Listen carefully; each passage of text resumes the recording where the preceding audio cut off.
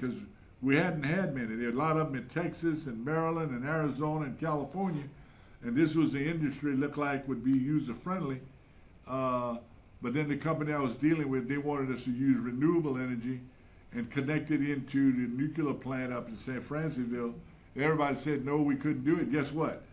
There's a data center going in there now that will be connected to the nuclear plant, is what I've heard. I'm not 100% sure on that, but they figured out how to do it. But my reluctance on data center was the use of them, which was to process Bitcoin, and that eats up a lot of energy.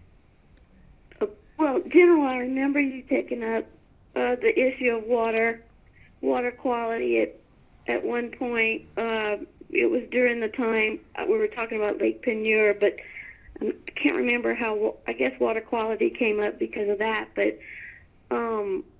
what can be done? What should we ask our legislators to do in terms of protecting Louisiana's clean water supply as an asset into the future, so that our water doesn't get abused by other companies or other states? Okay, yeah. We just got to know that the data center can use up to 5 million gallons. What that's water per day. Per day. So that's going to be a stress up there. But drinking water. Let's start off with the global view. I've got a presentation online that you can look at on the Green Army files on Facebook. Only 1% of the Earth's water is drinkable, and that includes surface water and groundwater. Wow. The majority of the Earth is Salt water. water. Yeah. And I tell folks, if you're going to be an entrepreneur, invest in how we clean water, because we've dirtied water so much over the last 100 years with the exploration, not only petrochemical or mining, and other things, and that's how we ended up with the Clean Water Act, because the Continental River up in Ohio caught fire. The industry kept telling them, "Don't worry, be happy. Dilution is a solution to pollution." And the river caught fire before we came up with the Clean Water Act. Yeah.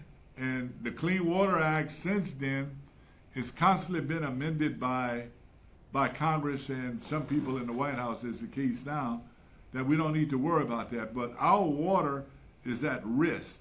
Over 50% of the aquifers in the Midwest are less than 50% viable, because much of it attributed to the type of crops they're trying to raise. A lot of it is alfalfa that's shipped overseas in arid areas that don't have a lot of surface water, so they're drawing these aquifers out. The other thing in America, we got to stop being stupid. We use more water on lawns and golf courses than we use to grow corn, because everybody wants this white picket fence with a green yard, and we got big yards, and a lot of them have irrigation. So I'm going to give you that fact one more time. We use more water to irrigate lawns and golf courses than we use to grow crops, corn, in America. So if you pick up my book, don't get stuck on stupid or leadership in the new normal. We have that data, and all that's fact-based information about water, and I have a separate briefing that I'll give to the station that you can call in and make sure you see that briefing. But our water is at risk, and we should be putting a lot of money in developing water infrastructure, just like we see what's happening out in California. A year ago, we had saltwater intrusion coming up the Mississippi River. Our jewel of Louisiana, the tourist center of the South, New Orleans, was at risk because of saltwater intrusion. We got some serious problems with water. But our state does not take water serious. The legislature, when it comes to water, is a joke. They have these meetings, and they rub their hands, and they look the other way. They do not protect our water sufficiently enough, because water is a gift of life. And look at here. By 2050, we're going to have, when we go from 7 to 10 billion people, we're going to have to raise 30% more food on less water.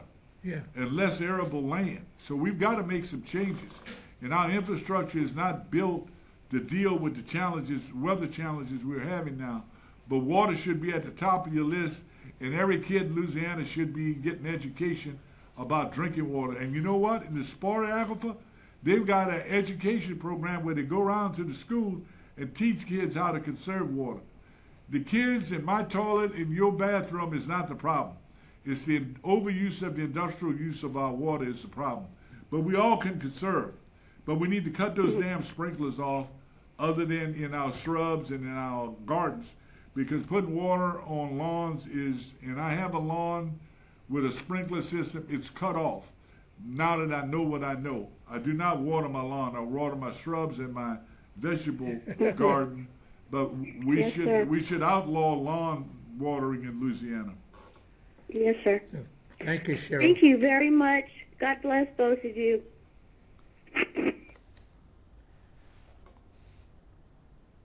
Very good, very good. I knew you would be on top of. But, you know, I was involved in that issue with the cow plant. And the Calpine guys are from California. So the CLECO people who were their partners in this project, when I mentioned thermal pollution, that didn't ring a bell with those guys. No. Yeah, thermal pollution. But it did ring a bell with the Calpine guys. Yeah. Because Well. all your turtles, all your snakes, Yeah. you know, your alligators, all of that is the temperature of the water that the eggs are in affects the male-female ratio. Yeah. So if you induce 3 million gallons a day into a small waterway, you really Change the no time, species, you yeah. change it. Yeah, you got all males. Well, the problem we got right now in Calcasieu Parish, right behind the casino, we allowed South African Oil to pump hot water in there. Now that signs up you can't eat the fish, and it's going to change the whole ecology of that lake because we've allowed them to put so much hot water in that cow. And you see people out there on their boats, they're trying to fish. It's a beautiful lake right behind the casino, but that place is forever changed because of the amount of hot water we put in there. And right here in Lafayette, I mean, the laughing place of America, the happiest city in America, we got a train wreck coming here. Because when we put I-49 in, and the way they want to build it above ground and put pilings in the ground, they're going to go through polluted train station, Yeah, and they're going to hit the Chico Aquifer, If and they're going to destroy the 50 Chico feet Aquifer. down. Yeah, So what in the hell are we thinking about? I know we got a very aggressive, good mayor here that want to change and put the I-49 in, but you have no business drilling down, particularly in those polluted areas in Lafayette, and you have to move about, 1,500 homes, if not more? yeah, 1,500. And then you're going to drill through to the Chico, and you're going to get everything from arsenic to diesel to all sorts of chemical will get in the Chico Aquifer. So people better get damn involved in what's going on here. We got to figure out how we build it without tapping into the Chico Aquifer, because we never made the railroad companies clean up their mess. No, That is a Superfund site. It should not have happened. And again, the legislature go down and they got their big cars and trucks and they have their meetings and they go to the city club in Baton Rouge. They take their donations and they bring their ass back home and nothing changes. that's what. That's you hit on why Louisiana is like it is. The I had problem- a senator tell me, General, talk about clean water. His parents live in Jeanerette and they drink brown water. He said, bring something to the legislature, let's do something about it. I took it there, he acted like he and I had never talked. This is a senator. He was a congressman at the time, now he's a senator. I took that bill up, said we want to clean the water, people ought not be drinking brown water, let's get it fixed. And he acted like he and I had never spoke. His parents drink brown water, so they go to the local store and they buy jug water to take home to drink in Jeanerette. That's a crying damn shame that we're drinking brown water in Louisiana still. They're drinking water from the Bayou Teche. Yeah, Yeah, that makes no sense. no. So we've got to put some heat on our legislature. That's the only way it's going to change it. See, Most of the bad regulations, when you go to LDEQ or you go to Natural Resources, they'll tell you it's the law. The legislature said this is what we got to do. yeah. And, you know, I put together a plan with Senator Cravens and Senator, I think Senator, he's on the Foster Campbell. Yeah, And the plan was to charge for the surface water and we would take the 5 states around us, I think Mississippi, Arkansas, Oklahoma, Texas, and Alabama. yeah, All of them charge for surface water and groundwater. yeah. They charge for both. Yeah. I mean, if you draw from the Mississippi, you know, Yeah. No, people in New Orleans drink the water. so I don't know, this is 60, this is 20 years ago. Yeah, And the plan was to have the public hearings, you know, get the price that we Yeah. charge for water. And the average of it, we would charge half of the price. yeah, And, you know, Mississippi, I think, was the lowest, I think it was $60 a surface acre foot. Texas was the highest, you know, maybe 125. yeah. Oklahoma was 100. But anyway, that never, you know, I think there was some senator from Western Louisiana, and he was chairing the committee, and he got rich on it. Oh yeah. Well, water is our lifeblood in the Mississippi River. Water dumped from 31 states in the Mississippi River, and most of the parishes south of Baton Rouge use Mississippi River water, to include the city of New Orleans. And right now there's chemicals in there, and it's not being tested by plant rigorously as it should by our state. The EPA comes in and does some testing and say, hey, look, you got PSAF in here. Now the city of New Orleans and those points north of there up to Baton Rouge, they've got to use that water out of the Mississippi River. And the Mississippi River brings so much pollutant down that it's created a dead zone at the Gulf of Mexico, or the Gulf of America. Yeah, right. At the Gulf of America, excuse me, Mr. President, the Gulf of Mexico, Gulf of America / America. And there's a 3,000 to 6,000 square mile dead zone from pollutions that come from every sewage plant and petrochemical plant from 31 states and runoff from agriculture. So we, as a generation, we don't have the right to pollute that Gulf because it have an impact on our ecosystem. A third of our seafood come out of the Gulf. We need to respect the Gulf Yeah. and respect the Mississippi River. And the federal government, under no administration, have done what they should to enforce the Clean Water Act, Yeah. let alone the Clean Drinking Water Act. It's a crying damn shame Yeah. what we allow happen to our water. And people say, well, we'll just use bottled water. Well, where do you think that's coming from? No, we came down, it's been about 5 or 6 years ago. We came down to Mississippi from St. Louis, Uh-huh. and David was our escort. Uh-huh. Well, y'all have done good, you and your wife. I remember when y'all did that trip, you scared the hell out of me. When I found out what she was doing, and I really got angry. I said, what is our national treasure doing floating? And he got his wife with him floating down the river. And we're glad to see you recovering, Mr. Harold. Tell people how you're doing. I'm doing great, thanks to the good people at the Pelican Point. They've spoiled me, so.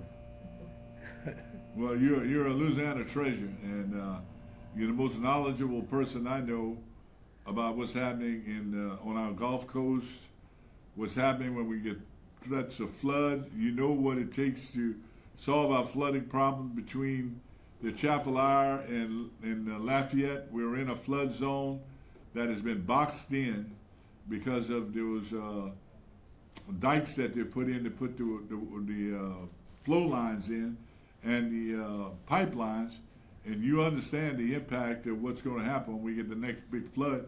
You also understand we've got to get Old River Lock rebuilt.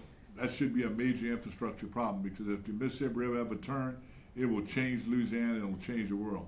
Yep, you're absolutely right on that, you know. But the numbers don't support your theory that it would change course. Yeah. It's just a danger of what happened for a short period of time. But, I think the rivers get smaller, and that was well evidenced when we went through there. yeah, We're getting at the end of our time, but we solved the Calpine problem by building a 20-acre pond, yeah, 20 feet deep, wow, and meandered the cooling water and we saved 3 million gallons a day from the aquifer. that's amazing. You know, and it was just. I want to thank you, General, for being here. Thank you. Thanks for having me, and thanks for listening, folks. Yes. And we thank you, and Ms. Shuffler is here. Y'all doing a good job with him. Keep him under control, and those nurses over there are doing a great job. We appreciate the work of our medical people that taking care of you and your family. Your team is standing by right out now to Right. take care of you and get you back. So again, But, thank you, yeah. General. Thank you. God Yes, bless you. sir. Yes, sir.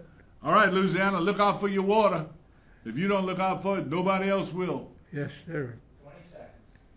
Thank you again, General, for being here and coming all the way to pick up fish and bring me a wheelchair. There you go. Well, I hope our governor is listening because this is sportsman paradise. He got to stop looking the other way and enforce the law. Thank you. All right. Thank you.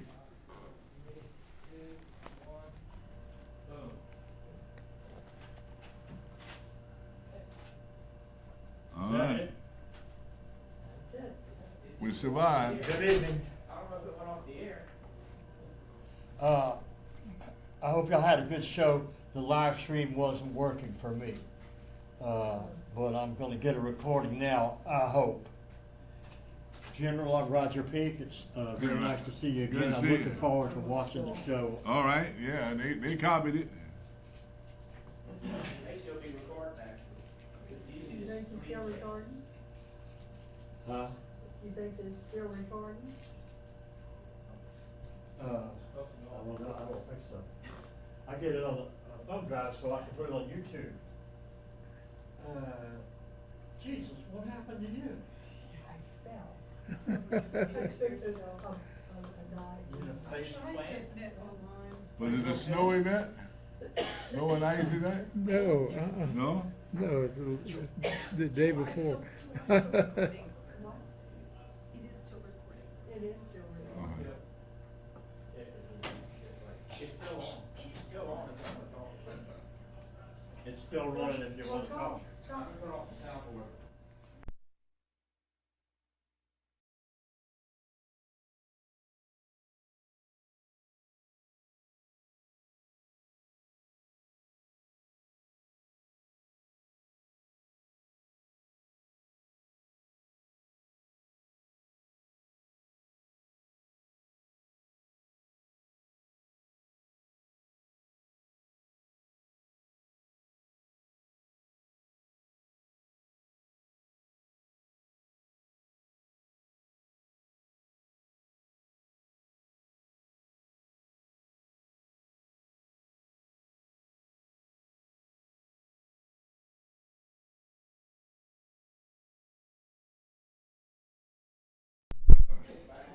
It's turned on.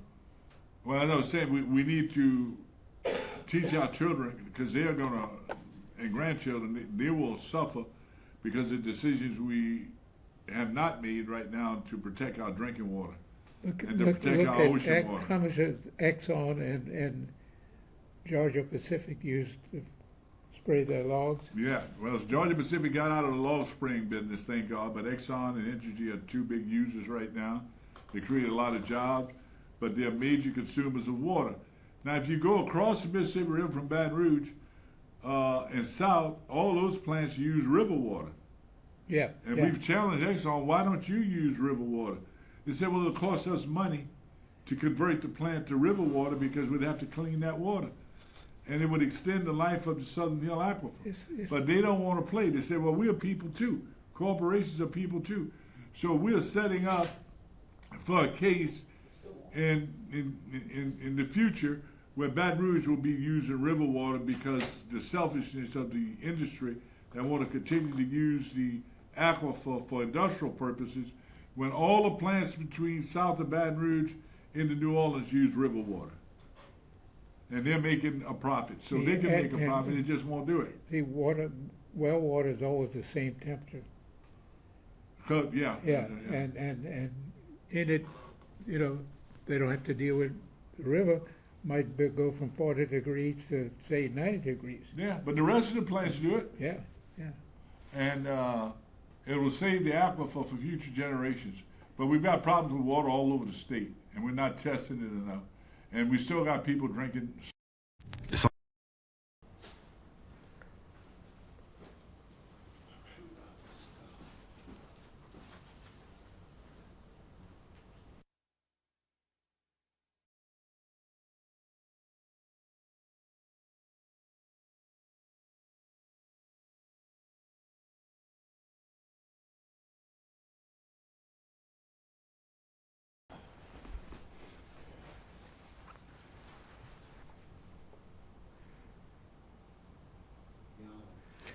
Greetings and welcome to another powerful edition of the Community Defender Talk Show, one powerful hour of truth, dispelling falsehood. I'm your host, Brother Darrell Muhammad, and we're very glad that you have tuned in to tonight's program. We know a lot of our people are very distraught over the political situation. But the thing I want our people to know is that the political situation is not the determining factor of what happens to us as a people. It is what we do that will determine the outcomes that we get. And unfortunately, too many of us believe in the system and not in the potential of the unity of our people as a whole. We really don't believe in the potential of that unity. And because we don't believe in that potential, we can never tap into the potential of ourselves. And so I just wanted to lay a few things out there. Tonight's topic, which is a very direct topic, and that is, it is the topic of America hates black people. Now, the thing I want to say is many of us try to frame it as a Republican thing, that the right-wing Republicans have a problem with black people.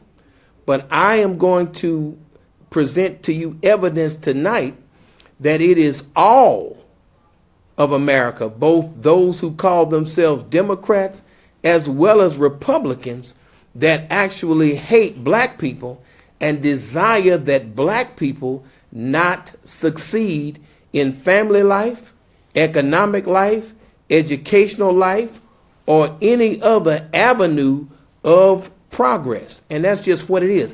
We have to come face to face with what our real situation is in the United States of America. We got to come face to face with it. Now, I'm going to read you something, and if you're not a thinker, if you are one of those people that allows the Democrat or the Republican Party to set in your mind what you believe the agenda should be for black people, then the Community Defender Talk Show is not for you.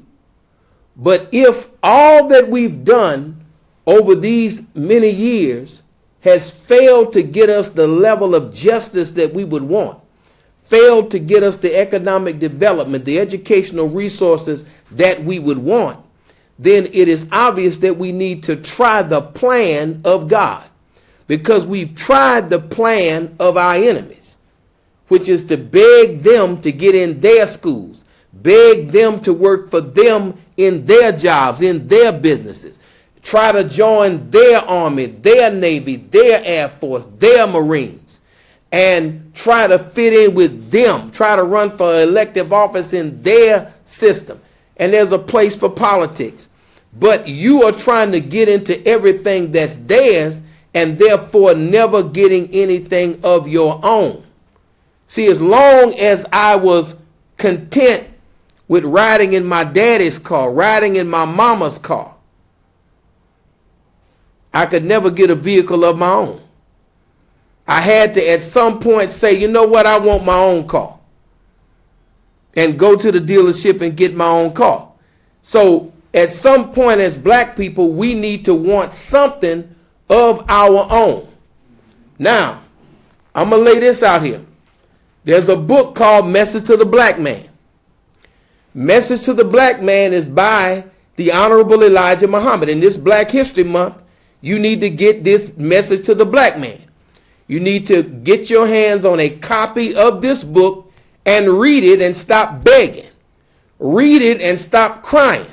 Read it and unify, and black men and black women, keep your families together. Read this book. Okay? There's nothing out there. Nobody is coming to save us. As the Honorable Louis Farrakhan has said, we must depend on Allah, God, and ourselves. That's it. You can call the government if you want to. You can call the Democrats if you want to. But nobody has given us a real answer to our dilemmas.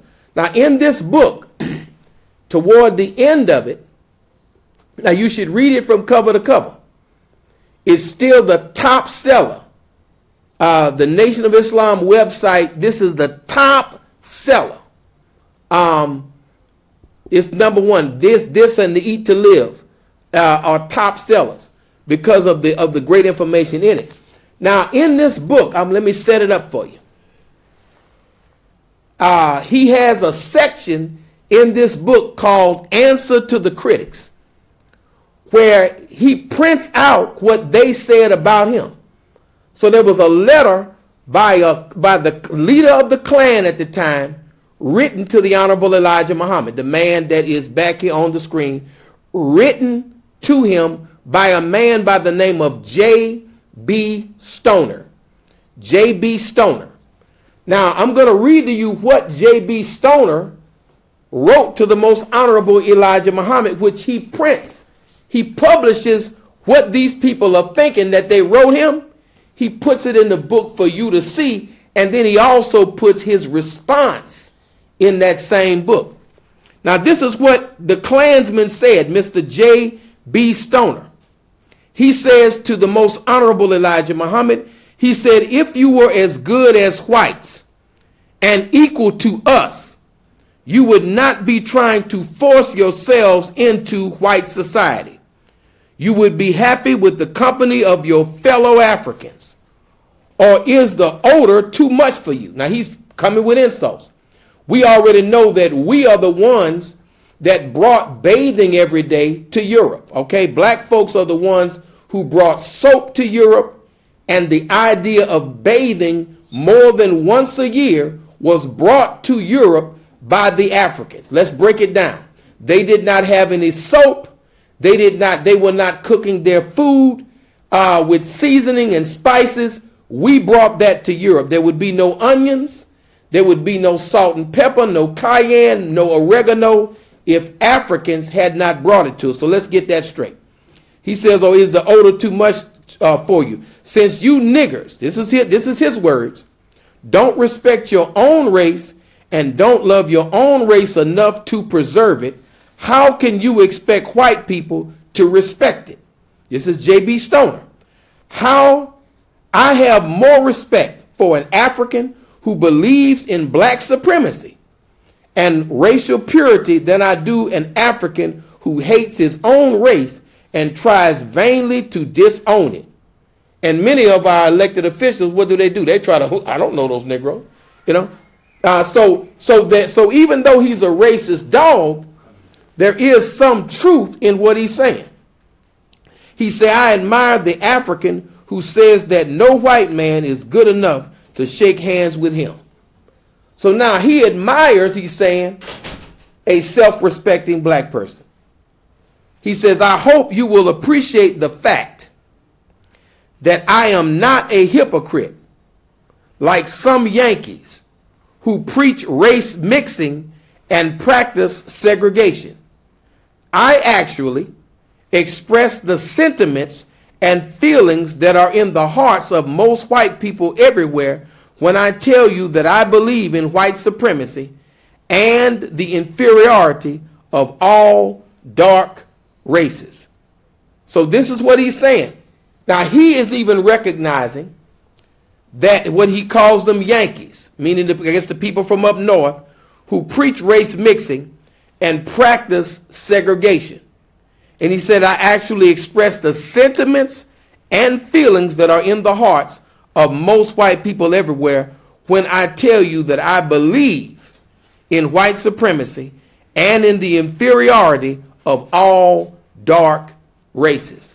Now, some of you, because he was a Klan leader, and I'm sure he's deceased now because this book was published 60 years ago, and he was probably a man of some age at the time that he wrote this to the most honorable Elijah Muhammad.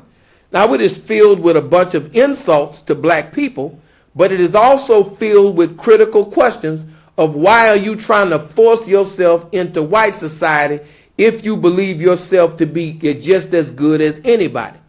And the real reason is because we as black people say we're just as good as anybody, but in a lot of times we really don't believe we're as good as anybody because of how we act as a people. We still use the words good hair and bad hair.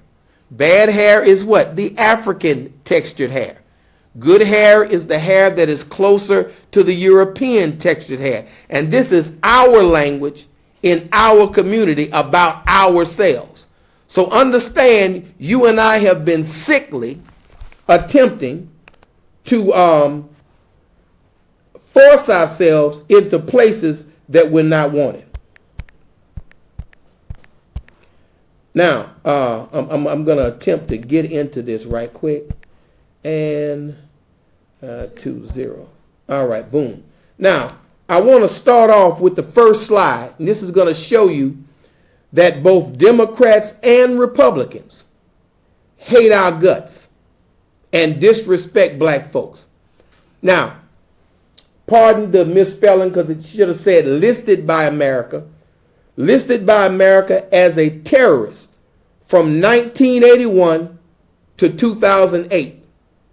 Okay, that's 27 years that Nelson Mandela was listed as a terrorist.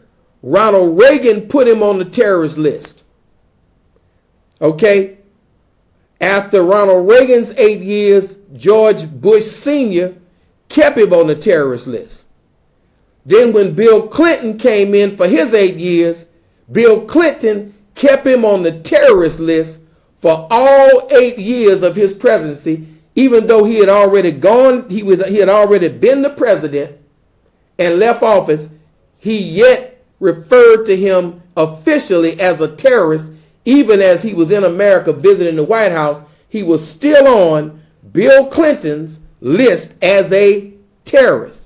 Of course, he was the president for a little over 5 years in South Africa from 1994, June 14th, no, from May 10th in 1994 to June 14th in 1999. So a little over, a little change over 5 years.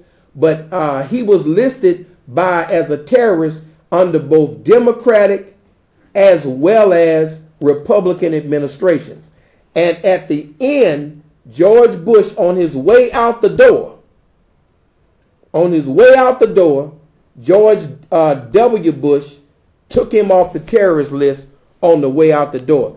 I don't know if Barack Obama would have taken him off of there at all. He might have been too scared. Let's go with the next slide. Now, is that no, that's not the next one. Let me see. Is that the next one? The Ukrainian one, the one before that, good brother. Yeah, there we go. All right, I just wanted to lay this out here for you. Over 600,000 Ukrainian soldiers have been killed. Basically, they've been feeding y'all a bunch of lies. Russia has won the war. They're just waiting for the final collapse of the last few brigades, but they have eliminated brigades wiped them out totally with no survivors over the past few months. Russia is tearing their tails up. All right? Russia is winning. Now, if you look down on this slide, and I went on ChatGPT, it's an excellent resource, and it said that $183 billion has been allocated to the Ukraine to fight Russia.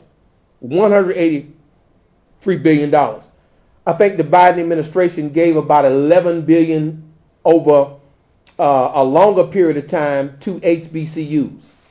But it's clear that $183 billion was allocated to Ukraine, basically a Nazi country, to fight Russia. Additionally, over 319 Ukrainians have been processed into the U.S. That's just regular Ukrainians just running over here, getting visas, able to stay. 319,000 Ukrainians. I checked the ethnicity. Okay, over 99% of the Ukrainians have been Caucasian. Okay, I went and checked. I went on ChatGPT. I went on AI, and AI told me that they were white folks. They were of different ethnic groups in white folks, but they were largely white folks. So I checked just to see, because you got to do your research. Another 170,000 Ukrainians have been paroled into the U.S. under the U4U program. That's the United for Ukraine program. So now they've been allowed to come in, okay, in droves. Now, even as both Biden as well as Obama as well as Trump rounded up a bunch of Mexicans, they have yet opened the floodgates for Ukrainians. They have let more Ukrainians, almost 500,000 Ukrainians, have been let in this country under the Biden administration, under the guise of them running from a war-ravaged place. And so they've been allowed just to come in. White folks can just come in. They have a civil war or something going on in their country. They allowed them to come in. Joe Biden allowed white folks to come in. All right? That's what you need to understand. And it's almost 500,000 of them. If you add this up, it's almost 500,000 people. It's almost 500,000 people. It is 489,000 people that they have let in here. Okay? And only a handful of them have been deported after they commit crimes. About 5 or 6 Ukrainians were deported. But all 22,000, we'll get to that later, were deported of Haitians that were seeking that. Now, you can go back to the previous slide, brother, that had Joe Biden and Kamala on there. All right, here we go. We're just giving you an education. Now, keep in mind, if you're not a thinker, this is the wrong channel for you. The wrong channel for you. Now, according to ChatGPT, the U.S. government has allocated significant funding for humanitarian and other support services for displaced Ukrainians. Relief agencies have provided them with job placement, right? And some of y'all have black men that are looking for jobs right now, but the Ukrainians all had jobs. Language classes and integration into U.S. communities. All right. Now, here's the thing I wanted to lay out. They gave them food stamps, housing. Now, here's the thing. When it comes to white folks, America understands that they can't just bring you to America with nothing and just throw you out here. They understand that you need support to make it because you're going through a so-called traumatic situation. So they're not going to just throw you into America without a place to stay, without food to eat, without health care, without schooling. They even gave these Ukrainians, according to the government websites, they gave them job training. Job training, food stamps, free housing, everything to get started and integrated into, as well as language classes with people that speak Ukrainian that were going to help them to speak English better, to put their children in school. Everything. They were given everything, even the toilet paper to wipe their butt. Joe Biden gave it to these Caucasians from the Ukraine. We're just dealing with facts. We're just dealing with facts, okay? And I know it's hard on some lifelong Democrats, but I'm not a lifelong Democrat. I'm a lifelong black man. Lifelong, okay? And proud of it. Now, let's go to the next slide right quick and just deal with Haitians. And I think there's a map of Haiti. There it is right there. Now, over 22,000 Haitians were deported by Biden. They were seeking refugee status. Now, let me tell you how it was. The United States government from Miami plotted to overthrow and to kill Moise, who was the president of Haiti. So they went in there, and it was English-speaking Caucasians who blocked the street. They went in, shot Moise. Some say it was because he was against the vaccine. After they killed Moise, the next week they sent over 500,000 doses of the mRNA vaccine, which we know caused all kind of health problems, which we know, you're talking about all of this cardiac arrest, sports players. I think the brother on Monday Night Football fell out. All of these people just dropping dead on football fields, basketball courts started happening after this shot came in. That's just what I'm observing. That's just what I'm observing. Now, so all of the Haitians that ran over here, they were ran down by horseback. I didn't have time to get the pictures, but we had actually showed the pictures on a previous show where they were being whipped and chased on horseback by Border Patrol. The Ukrainians were brought into new homes and stayed in hotels while the black Haitians under the Biden administration were beat, whipped, and sent back into Port-au-Prince. And the destabilization was caused by the actions plotted on American soil. So you kill their president, and I wasn't there. How do you know they killed their president? Look, it was planned in Miami. That's a matter of public record. Miami is where at? In the United States. The people who blocked off the street spoke English without an accent. Okay? They were white folks.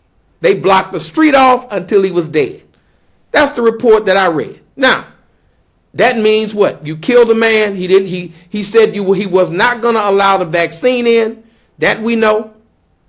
And we know that a week later, you sent 500,000 doses of vaccines after he was dead because he wouldn't let them in. We know this, okay? Now, you can take it or let it alone. We ain't got time to play with you.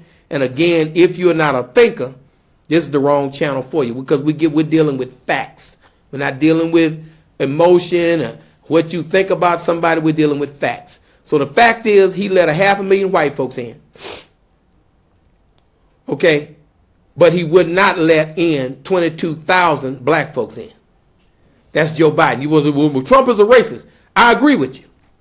I'm just telling you that Joe Biden may be a more efficient racist than even Donald Trump is. 500,000 versus 22,000.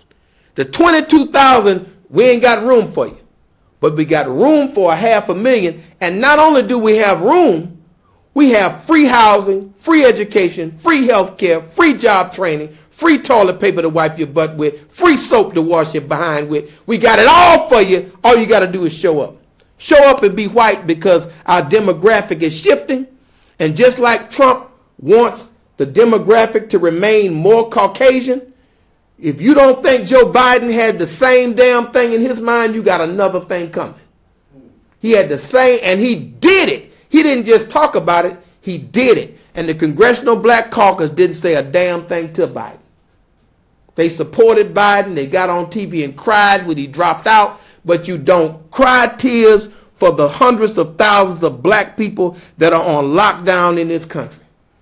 You can cry for an old racist white man, but cannot cry for your own people. And even your boy, Obama, when those 22 precious children who happened to be Caucasian at Sandy Hook was killed, they said, and there's even a picture of Barack Obama crying uncontrollably. But when he bombed Somalia and killed all those black babies in black Somalia, when he killed the 20,000 Africans that fought in Libya, it was a total of 50,000 people. He didn't cry a tear because he does not love us like he loves them folks. And we got the evidence to prove it. The Republicans were against him, yeah, and he was against us. And I can prove it to you. Because of what he did in Africa, bombing in the Sudan, he was bombing in Darfur, bombing in the Sudan. I mean, Barack Obama was bombing in Yemen. I mean, the dude won the Peace Prize, but he really should have won the War Prize. I'm just laying it out there. It was a total sham. America hates black people. It's not just the Republicans. I know Jeff Landry is crazy. I know his policies are right wing, but it is not just Jeff Landry. There's no way that thing could have passed with an override-proof majority unless it was all of them. Bottom line, it's all of them. If it's not all of them, it's damn sure not enough of them to make a doggone difference. America hates black people. Understand that. Louisiana. Black people make Louisiana. Okay, all of everything that anybody comes to Louisiana to see is black culture. Whether it's music, you understand, the best trumpet player in the world is from New Orleans. Right? The best trumpet player in the world is from New Orleans. Okay? Some of the best engineers and doctors came out of Xavier University from New Orleans. Okay? We are a powerful race of people in the state of Louisiana. But the bottom line of it is, no matter how brilliant we are, America hates us. Right? Eddie Robinson. Do you know how much racism Eddie Robinson had to deal with when he became the winningest coach in football, passed up Bear Bryant? Do you know how many N-word letters he got just to coach football? And I'm told that when he got to Grambling, he was the football coach, the basketball coach at the same doggone time. I want you to think about that. And the baseball coach for a while. Because they didn't care anything about black people. Just let one man coach those Negroes. They didn't give us nothing. And he had to get it out the mud, and Hall of Famers, educators, scientists, and everything came through his program. And he would wake them up early in the morning with a bell to instill that discipline in them. He worked with nothing to produce something. You understand? So the first black person to win as quarterback, Doug Williams, came right from under Eddie Robinson. And from right there in Zachary, Louisiana. Powerful brother. Powerful family. But America hates that family. Louisiana hates that family. And we as black people have to stop acting like somebody's going to love us. You're going to have to love your doggone self. Because love ain't coming from the state government. Love ain't coming from the federal government, and love ain't coming from the city government. It ain't coming from the police department. And because we're so self-hating, look at what happened to that brother in Memphis, how he was stomped to death by black people who had the mind of white people. Just laying it out there. You understand? So even when we take over, we can't give each other justice. You understand? Thank God for the wonderful example of Murphy Paul, the former police chief in Baton Rouge, who got rid of a lot of the corruption. But out of fear,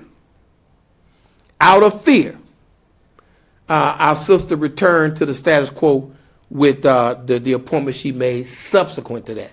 Let's go with the next slide right quick. And y'all can call in just a second. We're ready to hear from you. Now, here's the thing I want to tell you. All three of these people betrayed the black voter.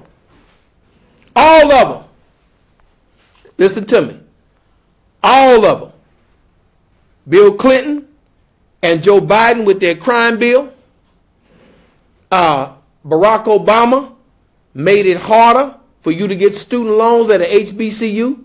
He said the graduation rate of HBCUs was too low, and he went to talking about HBCUs. But I went to a school, to a PWI, that at the time I went to it, I graduated from Southern, but I went to a PWI in New Orleans that they said only 1 out of 20 at the time I matriculated there was going to graduate. 1 out of 20. Nobody worried about their graduation rate, and they didn't have problems with student loans getting or anything like that.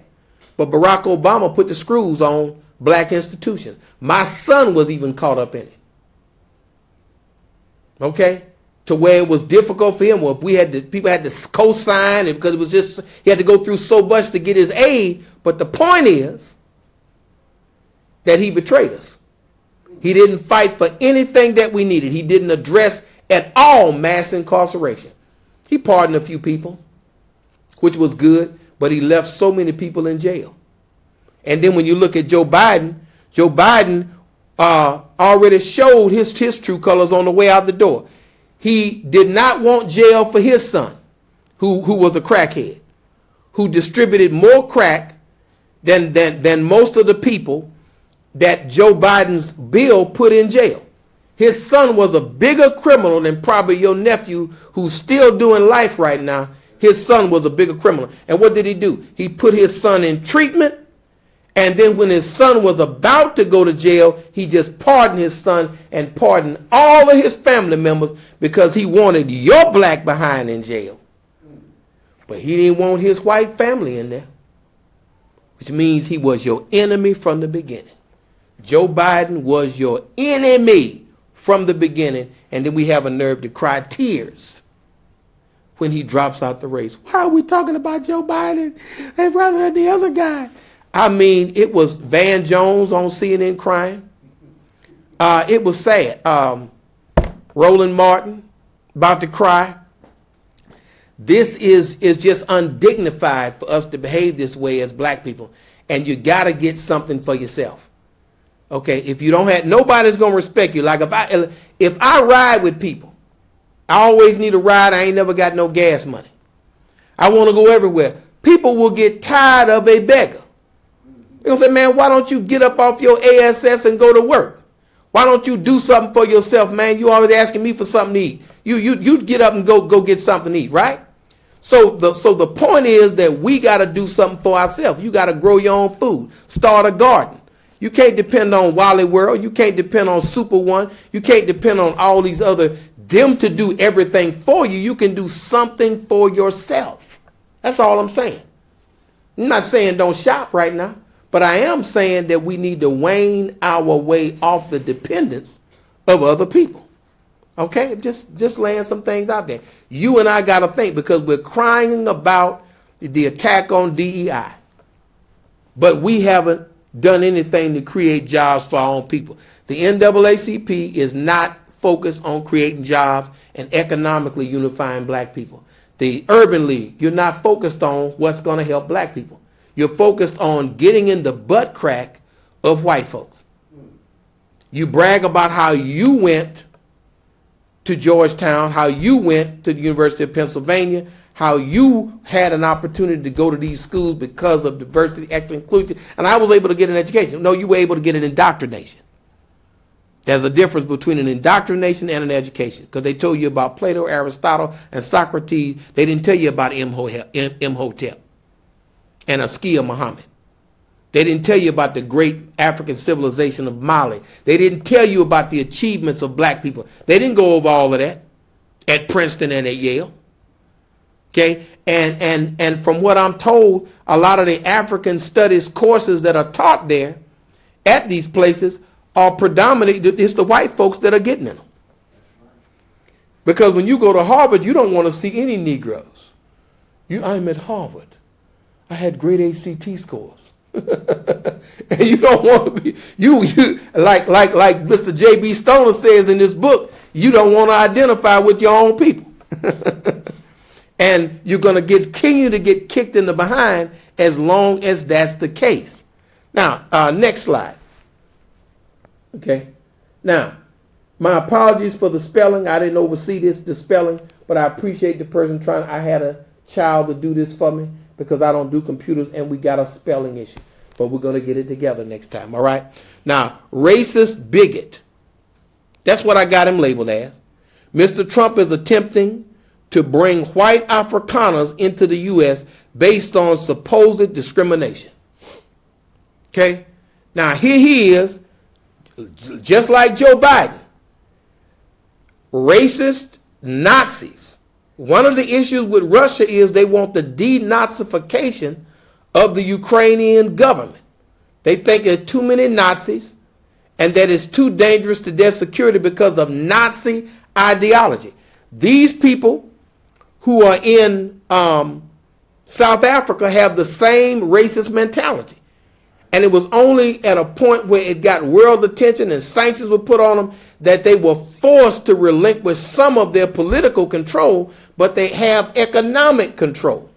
Okay? Now, Mr. Trump has attempted to bring white Afrikaners into the U.S. based on supposed discrimination. So, Joe Biden trying to bring white folk in and not let black folk in. Here comes Donald Trump, because the black South Africans, they have to pay a fee to see if they can get a visa to the State Department, to the embassy and the consulate in South Africa, and most of the time they are not approved, and then the State Department keeps their money. But the white Afrikaners are not going to have to apply. They're going to just come right over here. Whereas the black South Africans are what? They're going to have to pay a fee, and 2/3 of them get turned down, and they lose their money. Okay? Two men, one Republican, one Democrat, same policy.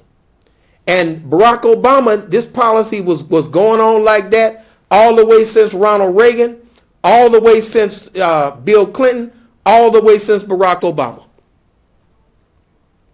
Barack Obama allowed the State Department to forbid Africans or to limit Africans, and it's wide open for Englishmen, wide open for Germans, wide open for even white Russians, wide open for the white demographic.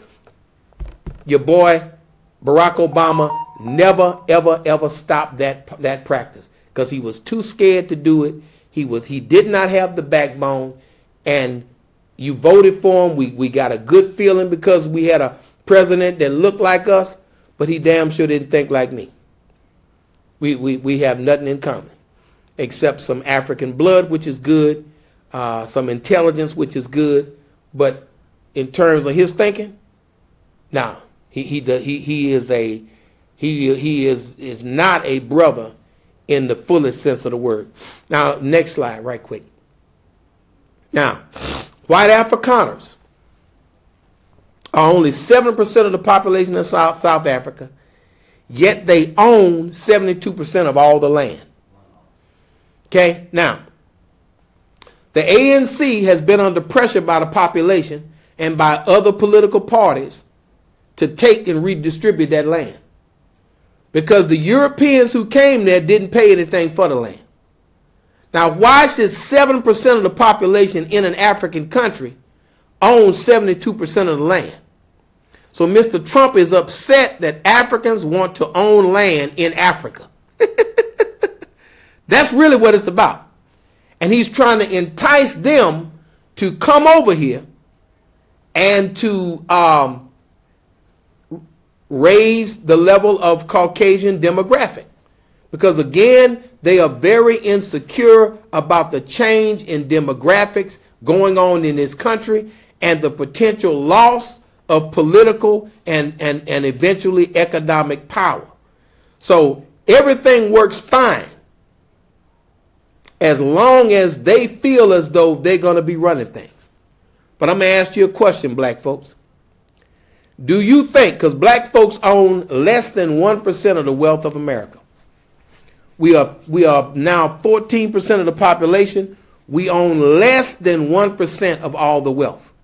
I'm going to let that sink in for a second. We are 14% of the population. We own less than 1% of the wealth. Now, We are 20% of the military. So we're actually defending the country at a greater percentage than what our responsibility, if you evened it out, would be. Now, do you think that you could get the Caucasian demographic of people, if they owned 1%, or let's say they own 5% of the wealth of America, do you think that they would go to foreign lands and fight and not owning a good portion of the wealth? Do you think you could get white folks to own nothing and do everything? To fight in all of America's wars and get lynched when they get back. There are black veterans who the police have had the wrong apartment, broke in, man did 12 years in the Marines, they killed him. Beat him to death. It doesn't matter. A black captain pulled into a gas station, being tased and beat by white officers while in uniform. So understand that no matter what you do for America, America will not appreciate it. You can fight in all their wars if you want to, but America will not appreciate the contribution that you make. They will steal it, they will exploit it, they will use it to their advantage, but America doesn't give a damn what you do for her. You will not be accepted by her. Get that together. It's not going to happen. One day they'll accept us. No, that's a lie. Anybody that tells you that we have made progress with broken up families, with 20% of our homes being headed by a man and a woman, 80% without. Anybody that tells you that we've made progress as a race of people, with all of the mass incarceration and criminal records that people have where they're locked out of trades. Do you know there are some states in America where you can't even be a barber if you have a felony? You can't even do a fade. You can't even do a taper if you have a felony on your record. So they're locking you out of every mode a lot of times of making money because of what they did. And let's be clear, Ronald Reagan, and you can go right on YouTube and look at the hearings. You can go right on C-SPAN and look at the Kerry hearings, where they will tell you before a Senate committee that they brought drugs into America, dumped the drugs in the black community, and hid the oil profits and moved the dope profits, and moved the dope profits to the Contras so they could fight a war against a democratically elected government in Latin America. And they dumped, now after they started the crack epidemic, then they criminalized the epidemic that they imposed on you. Let that sink through your head. They put you on dope, then put you in jail for the dope they put you on. You got to think, man. That's what they did. And we know that there are generations of children now that are what? The children of that era. Right? We have a bunch of emotional men where the man was actually gone and whatnot. I'm thinking that there's a caller trying to get in. I don't think we're connected. But that because I believe our other director has tried to call. So I don't know, are we connected? Because I didn't test it. Okay, cool. All right, cool. All right, let me go ahead and, all right. Yes, you're on there with the Community Defender. Good evening, Brother Darrell, man. Great show, good information. I'm sorry I can't be there with you guys. Listen, briefly, I want to ask you about this, since that's what's the most talked about issue on Super Bowl Sunday, whether or not someone was a fan of the game or fan of the halftime show. I want to get your take on Kendrick Lamar's performance and the meaning behind it, if you have time. I know you got a couple of slides left, but here's the backlash. And I want aim at not what the Caucasians in this area say it on the block, very racist, hateful stuff. Acadiana don't love you, and why we spelled it Acadiana because they added 3 Ks to that word too. But look, the NFL just announced yesterday that they will be looking into not having any performance like Kendrick Lamar. What you think about that? And apparently they don't understand you got black bodies running the ball up and down the field, bringing in all the money and all the attention and all the publicity and all the side money. So let me jump off the line, Brother Dow, and I'm going to listen on there. Thank you so much. Yes, thank you, good brother. And now the thing is, a thoughtful analysis about the Kendrick Lamar thing that he did, the lyrics, the consciousness, him exposing the divide in the country, all the colors dividing, coming back together, then dividing. All of those movements were giving you messages. Now, a lot of people didn't like it because it didn't entertain them, because there were a lot of black people online who didn't like it because it wasn't the entertaining foolishness. We would much rather see somebody twerking or something, because we are culturally a lot of times immature ourselves. The white folks, some of the white folks didn't like it because it did have an element of consciousness. It was communicating a higher idea of consciousness in it, right? Where you had Uncle Sam being played by a black person, Uncle Sam, so on and so forth, and this progression as he led it. There was so much in it that it's impossible to really parse it like you would need to. But the thing is that on the plantation, most of the people who lived on the plantation were blacks. In these very large plantations, you would have 300 black folks that lived there, and maybe 20 whites. Okay, 20 whites, 300 blacks, but they were able to keep us all under control. Isn't that amazing? All in the middle of the cane fields, when the people could have rose up in one day and been free. But it's the mind. Go ahead, caller, you on there with the community defender. Yeah, great topic. America hates black people. Please keep stressing that. And, let's stop worrying about if they like Kendrick Lamar performance and everything else. You said in your topic that America hates black people.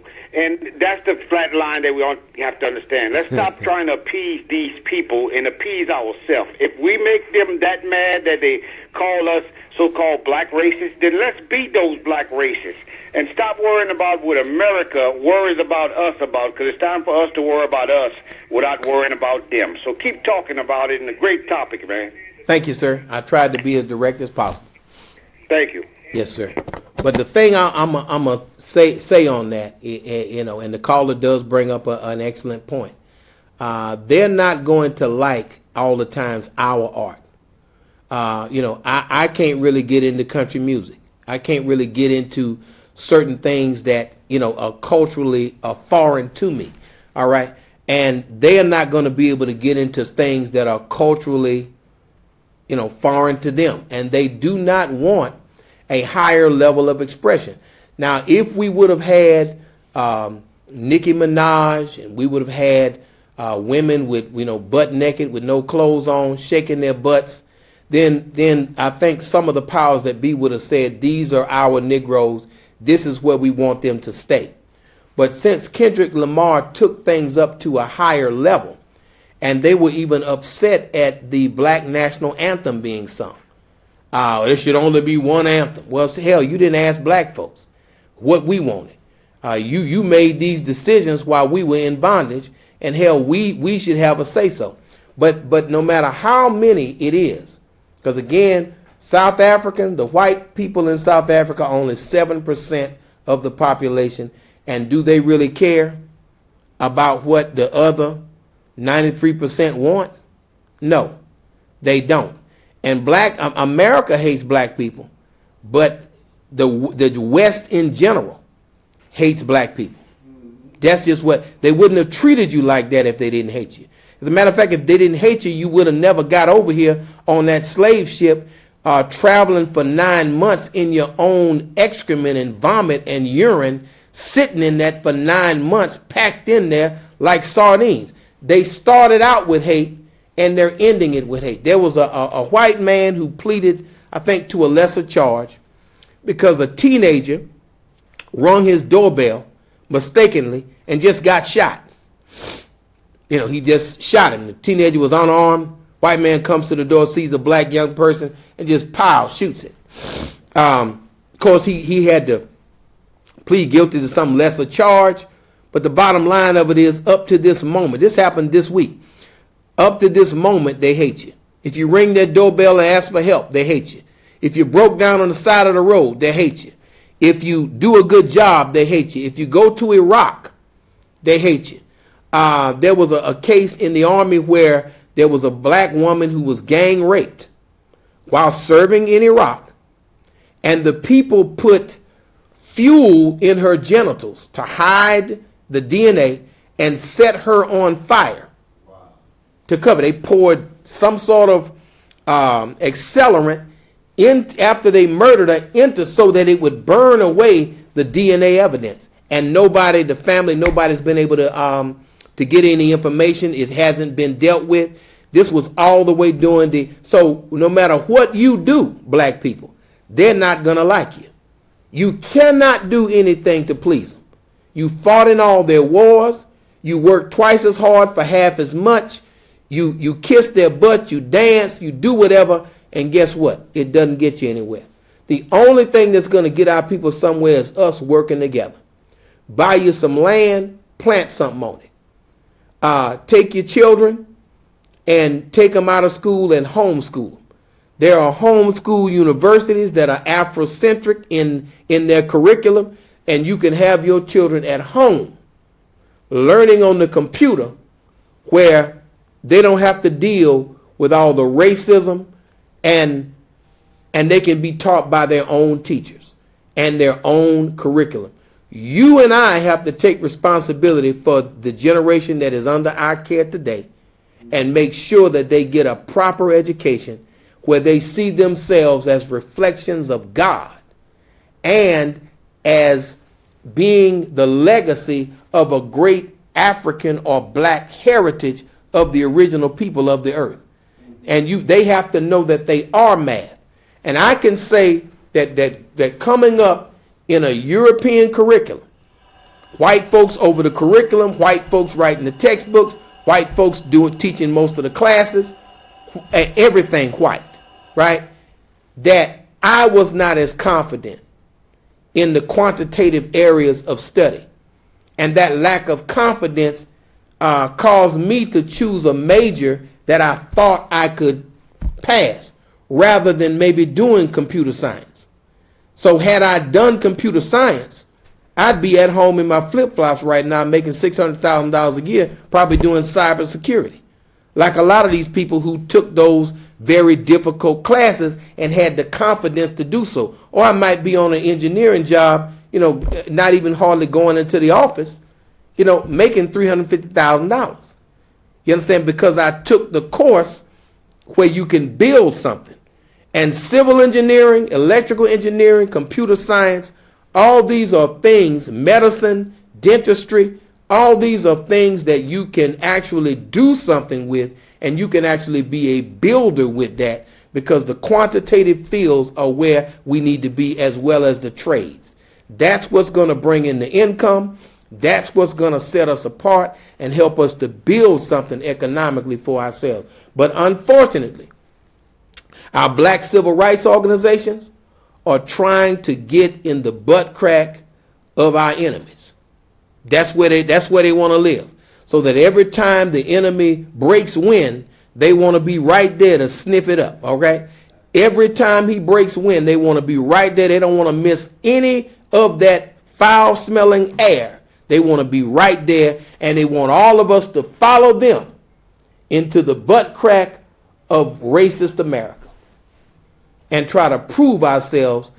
Let me just say this. They made the decision when they kidnapped us and brought us over here. They already made the decision of how they want to treat us. the last slide. I think we have, I want to invite you to something. All right. Now, we have our Savior's Day program, which is going to be next week, Sunday the 23rd. That's next Sunday. 2600 Plank Road in Baton Rouge. 2600 Plank Road in Baton Rouge. Doors open at 1:30. Program starts at 2. That's going to be at Mosque number 65 in Baton Rouge. 2600 Plank Road. Make sure you come. Your skin is your ticket in. Make sure you come. Make sure you come, brothers and sisters, to hear this life-giving message. It's called Repent, for the Kingdom of God is at hand. And we are the cornerstone of that kingdom. You can bring it back to me. I have a special offer I'm going to make to everybody. Now, the first 5 people that come and say, all you got to do is come in there and say that you heard about it from Darrell Muhammad. I'm going to make sure that you get a free copy of this monumental book, Message to the Black Man. And I read some of it for you on today. I've read it for you before, but this book right here is life-changing. Because part of the reason that we are on the bottom is because we got the theology, the God concept that the enemy gave us about God. And being deceived about God enables you to be deceived about everything else. Okay, we got his God that looks like him on our wall. I need y'all to come out 2600 Plank Road a week from today, Sunday, 1:30 p.m. The doors open.